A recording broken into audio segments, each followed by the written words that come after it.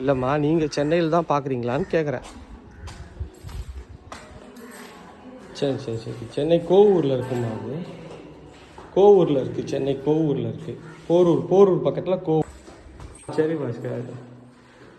என்ன பாஸ்கர் ஏதோ சொன்னீங்க, யூடியூபர் பாஸ்கர், ஏன் பிரச்சனை ஆகுறீங்க? ஹலோ. நம்மளாம் ஏழை யூடியூபர் பாஸ்கர். எங்கே வீடியோ எடுக்கிறதுக்கெலாம் ஆள் வச்சேன்னா என்ன பண்ணுறது பாஸ்கர்?